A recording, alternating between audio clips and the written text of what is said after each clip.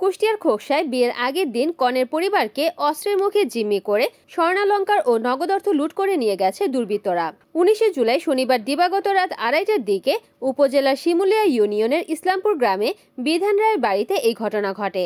বাড়ির মালিকের দাবি, নগদ টাকা সহ 3 লাখ টাকার ক্ষয়ক্ষতি হয়েছে।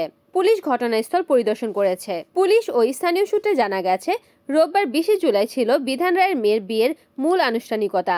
এই উপলক্ষে প্রস্তুতি চলছিল। শনিবার 19 জুলাই দিবাগত রাত 2:30টার দিকে 10 থেকে 12 জন মুখোশধারী বাড়িতে ঢুকে পরিবারের সবাইকে অস্ত্রের মুখে জিম্মি করে। এরপর তারা বিয়েতে আসা আত্মীয় স্বজনের কাছ থেকে প্রায় 3 ভরি স্বর্ণালংকার, 6 ভরি রূপা এবং নগদ 60 থেকে 70 হাজার টাকা নিয়ে যায়। এই বিষয়ে খোকসা থানার ভারপ্রাপ্ত কর্মকর্তা শেখ মাইনুল ইসলাম জানান, আত্মীয় স্বজনের স্বর্ণালংকার, নগদ টাকা নিলেও কনের গয়না নিতে পারেনি। আমি বিয়ের জায়গায় ছিলাম, একটার সময় সবাই আমরা চলে যাই। তারপরে সবাই যা ঘুমা পড়েছি। ঘুমা পড়ার পরে তারপরে আবার 1-2টোর দিক ফোন করেছে এই জায়গাতে, এই পাশের বাড়িতে। বলি ওর কিছুই নেই, মনে করলাম যে মনে হয় আগুন ধরিয়ে গেছে, কারেন্টের ব্যাপার সেপারে। দৌড়ুয়াই চাষি দিই কাঁদাকাটি, কিরে কি হয়েছে? কলি বাড়িতে সব নিয়ে গেছে। তারপর করলাম সব নিয়ে গেছে, গেল কখন? বলে এই মাত্রই চলে গেছে, সব বাঁধা ছিল, পেট পিঠ মাঝে বাঁধা ছিল। সেমন আর কি হবি, সেমন হয়েছে করে অনেক লোকজন আসলো বাড়িতে, মানে গ্রামের লোকজন আসার পরে এখন তার হুটপাট করে সেমন তার কিছু পাওয়া গেল না। তারপরে সব লোকজনই করিয়ে ঠান্ডা চলিয়ে গেল। কিছুক্ষণ পরেই পুলিশ চলে আসলো। পুলিশ এসে সব জিজ্ঞাসাবাদ করল।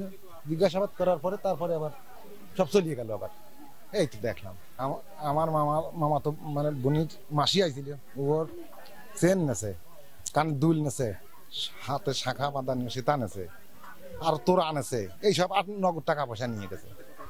60-70 হাজার টাকা নেছে নগদ। হ্যাঁ, আর সোনা ভরি তিনিক নিয়ে গেছে, 3 ভরি, আর রূপা ধরেন 4-5 ভরি নিয়ে গেছে। এইরকম আমি সকালবেলা এসে শুনলাম যে এরকম সপ্তাহে ডাহাতি নিয়ে গেছে। বিধানকার সোনা দানা নেছে, টাকা পয়সা নেছে। এই সপ্তাহে 10-12 জন লোক ছিল, ওরা এইরকম একটা আনুমানিক দিল, মুখ বাঁধা ছিল। ডাকাতি গেছে, কি হয়েছে সবকিছু নিয়ে গেছে। রিপোর্ট করেছেন কুষ্টিয়া প্রতিনিধি নাজমুল হাসান, NN TV।